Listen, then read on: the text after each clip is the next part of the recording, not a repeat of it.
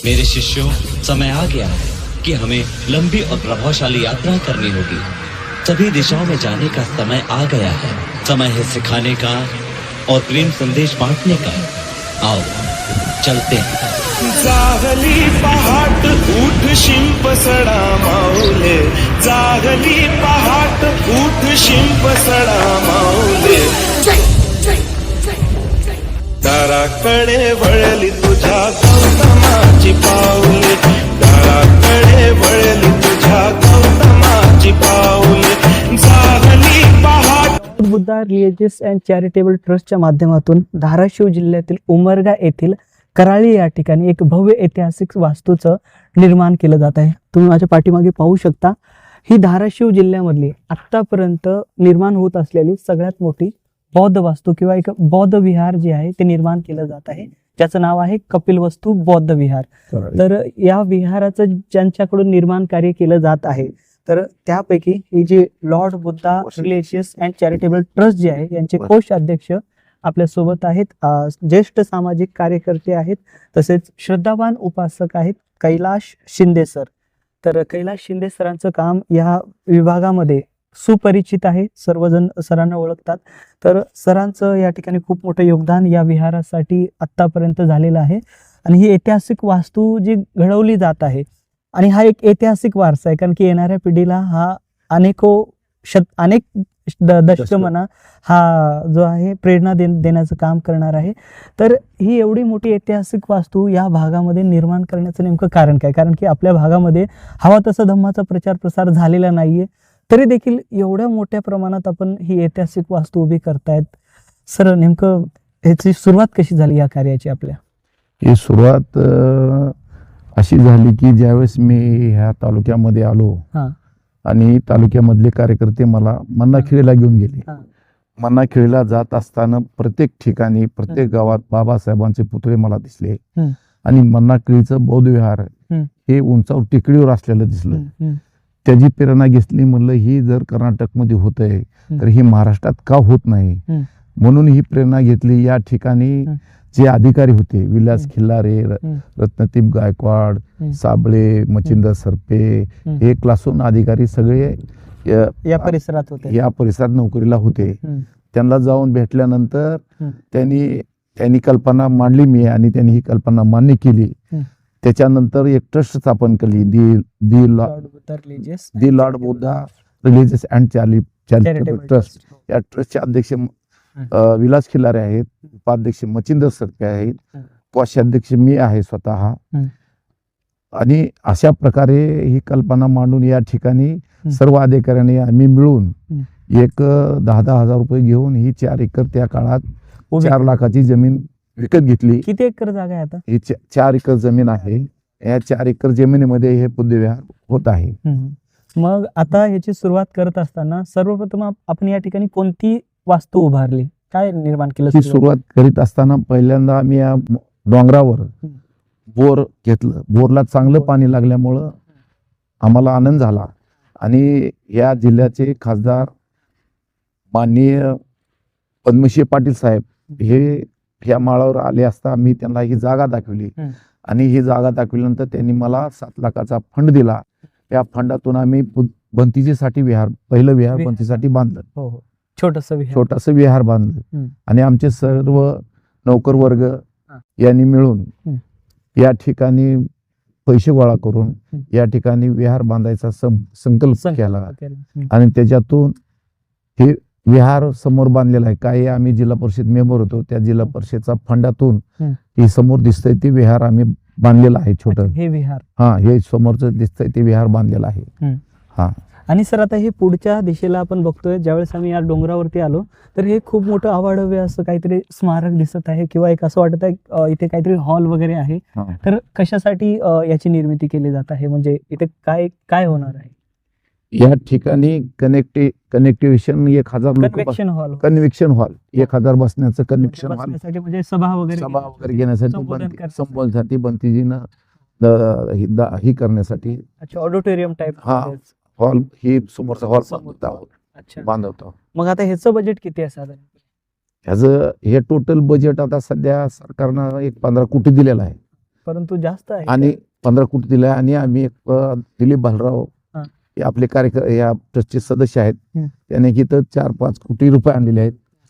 आम्ही सुद्धा आमच्या जिल्हा परिषदच्या माध्यमातून 1 कोटी रुपये निधी आणलेला आहे. असं एक 20 कोटीचं काम या ठिकाणी चालू आहे. जो निधी दिलाय तो कुठल्या अंतर्गत दिलाय, कुठल्या योजनेच्या? डॉक्टर बाबासाहेब आंबेडकर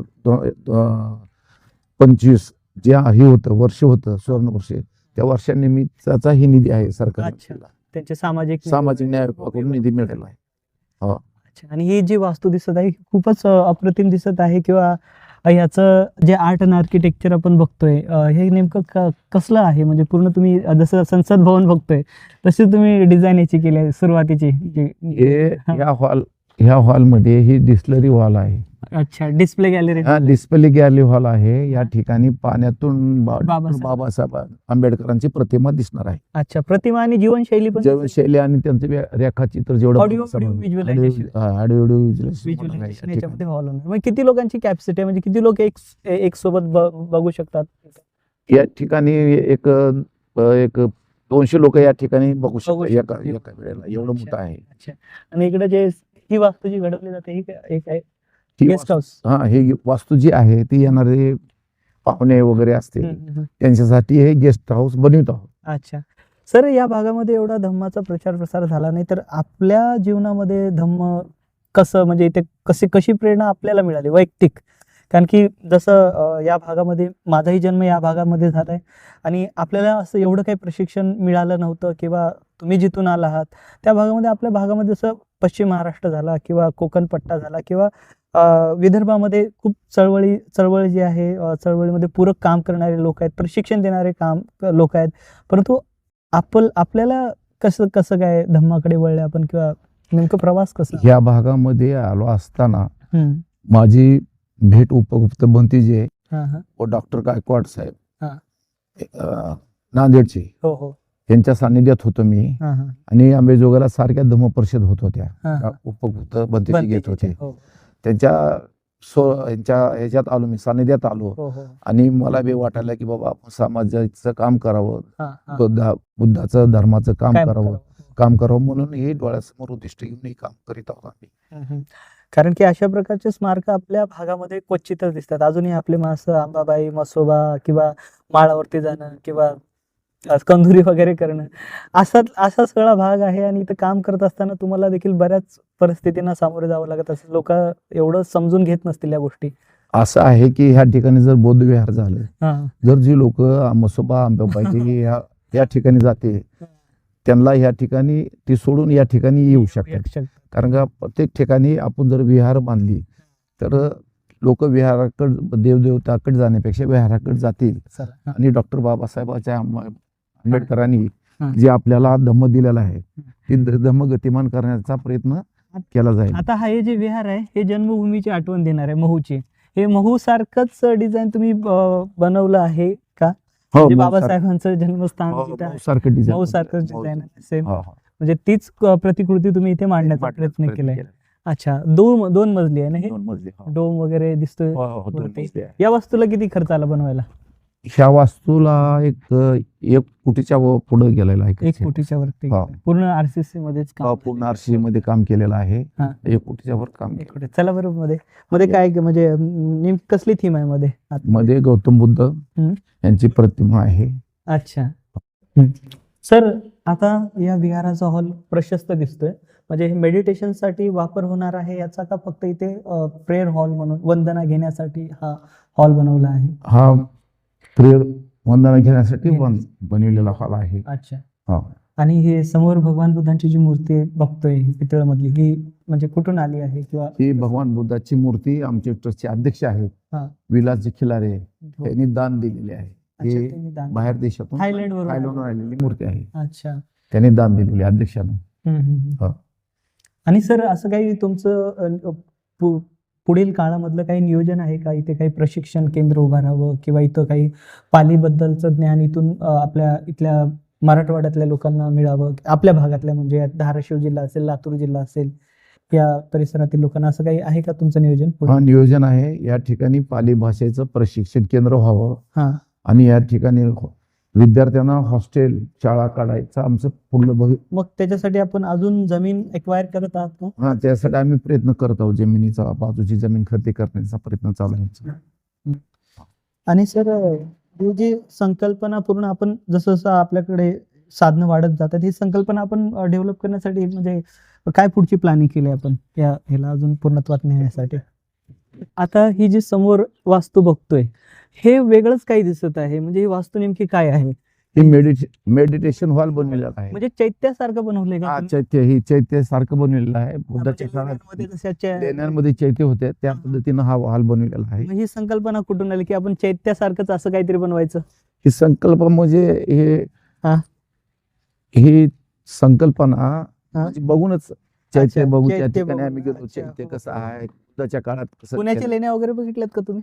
पुढे औरंगाबादच्या लेण्या अच्छा, संभाजीनगरच्या वगैरे बघितल्यात? संभाजीनगरच्या बघितलेल्या आहेत त्या. हा हा. त्या पद्धतीनं हा हॉल म्हणजे तुम्ही चैत्यच बनवता आधी ते हा. पूर्णाकृती. पूर्णाकृती बनवत आहे. हो हो हो हो हो. खूप छान संकल्पना आहे आणि मला वाटते भारतामधलं पहिलं असं चैत्य होईल असं हा. पूर्णाकृती स्वरूपामध्ये. ते होईल. मग आर्किटेक्चर वगैरे कुठून आले हे होते? संभाजीनगरचा संभाजीनगरचे आहे. आर्किटेक्चर आहे हा त्याच्याकडून त्यांच्याकडूनच करत. त्यांच्याकडून घेतलंय. ते अच्छा. चांगल्या पद्धतीने करीत आहेत. मग आता इथे भिक्खू निवास करत आहेत का? ह्याचं नियोजन समितीमधले इथं राहतात उपासक? हा इथं भंतीचे राहतात, भंतेजी राहतात. उपासक राहत नाही. हा. आम्ही प्रत्येक महिन्याला या ठिकाणी पौर्णिमा साजरी करतो. या ठिकाणी आतापर्यंत किती बजेट आले? आता पण 20 कोटी बजेट आहे. अजून किती अपेक्षित आहे पुढे? आणखी एक 5 कोटीचं अपेक्षित आहे. 25 कोटीत अच्छा, होते म्हणजे त्याच्यामध्ये पूर्ण होऊन जाईल. पूर्ण होतात. हा. आणि काय प्रत्येक पौर्णिमेला आपण काय करता सर ते? प्रत्येक पौर्णिमेला ही वंदना घेणे या ठिकाणी प्रशिक्षण वगैरे? प्रशिक्षण वगैरे या ठिकाणी लोक जमली जातात पौर्णिमेला वगैरे. अच्छा अच्छा अच्छा. हा. आणि आपण स्वतः विपश्यना वगैरे करत असाल बहुतेक? हा विपश्यना वगैरे करता. अच्छा. तर अजून काही संकल्पना, काही निर्धारित अजून काही गोष्टी इथून करण्याचा का नाही प्रयत्न हे करणार? बौद्धविहार पूर्ण व्हावं. हा. आम्ही आहे ते असेपर्यंत बौद्धविहार पूर्ण व्हावं अशी आमची पूर्ण संकल्पना आहे. तर अशा प्रकारे या ठिकाणी हे कराळी इथलं हे जे बुद्धविहार आहे हे विहार आपण पाहिलेलं आहे आणि ज्यांच्याकडून हे विहार घडवलं जात आहे इथले कोष अध्यक्ष इथल्या संस्थेचे यांच्याकडून आपण माहिती घेतली आहे. आदरणीय ज्येष्ठ सामाजिक कार्यकर्ते, धम्म उपासक, श्रद्धावान उपासक आहेत आदरणीय कैलास शिंदे सरांनी या ठिकाणी आपल्याला ऐतिहासिक वास्तूबद्दलची माहिती दिली आहे. तर 4 एकरचा पूर्ण हा प्लॅन आहे आणि 4 एकरमध्ये येणाऱ्या काळामध्ये या ठिकाणी लातूर जिल्हा असेल किंवा धाराशिव असेल इथल्या लोकांसाठी हे एक प्रेरणास्थळ जे आहे हे प्रेरणास्थळ म्हणून उभं केलं जात आहे. तर या ठिकाणी जर आपण या भागातून किंवा इथून जात असाल कराळी येथून उमरग्यापासून साधारणपणे 10 किलोमीटरच्या अंतरावरती हे ठिकाण आहे. तर आपण नक्कीच या स्थळाला भेट द्या आणि ज्यांना शक्य असेल त्यांनी या समितीला किंवा ह्या ट्रस्टला आपण आर्थिक सहाय्य देखील करा. तर जय भीम नमो बुद्धाय. उमरगाकर व्हिडिओ कसा वाटला नक्की सांगा आणि उमरगा तालुक्यातील किती बौद्ध उपासकांनी या कराळी बौद्ध विहाराला भेट दिली आहे त्यांनी कमेंट करून नक्कीच सांगा आणि आमच्या या आंबेडकरी विचार यूट्यूब चॅनलला शेअर करा, सबस्क्राईब करा आणि पुढचे व्हिडिओ पाहण्यासाठी आमच्या या चॅनलला सपोर्ट करा. जय भीम नमो बुद्धाय.